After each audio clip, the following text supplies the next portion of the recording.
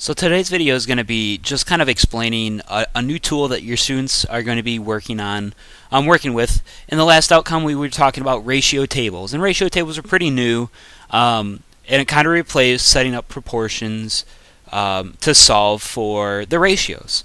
Well, in this section, we're in outcome A2 now. We're talking about percentages, and if we do remember, for percentages, we could also set that up using a proportion, and the old school proportion was is over of equals the percent over 100. Alright, and then you would cross multiply the is times the 100, the percent times the of, and you would divide, and then you would eventually get whatever the missing part was. Once again, students really haven't been exposed too much with algebra yet, so we don't want to exactly expose them to a proportion just yet. Alright, proportions actually are really hit hard in 7th grade. We're still kind of laying the foundation of a ratio and relationships between the numbers right now. So we have this tool called a double number line. Alright, it sounds kind of funky, kind of weird, but we look at it. Double number line. Alright, well, first off, it's going to be a number line. I don't think there's any shock right there. We just draw the number line, and we're going to have these tick marks on it. And the double part means we have double the amount of numbers on there. We're going to have numbers on the top and on the bottom. Alright, and for the sake of our students, we are going to say the percentages, because we're talking about percentages, will always be on the top, and then your regular numbers will always be on the bottom.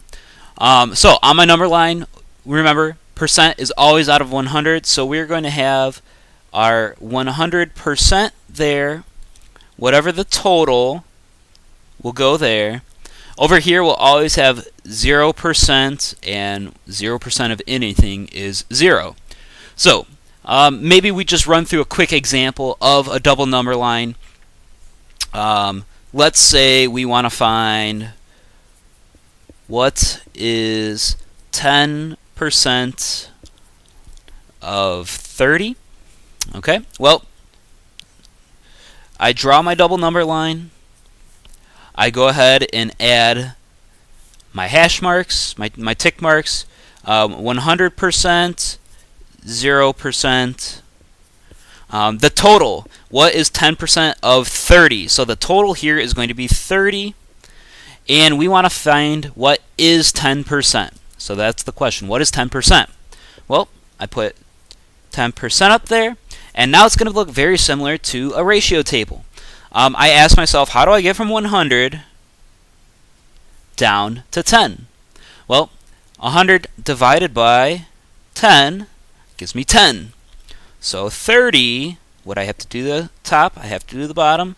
30 divided by 10 gives me 3. So 10% equals 3. And that is my answer.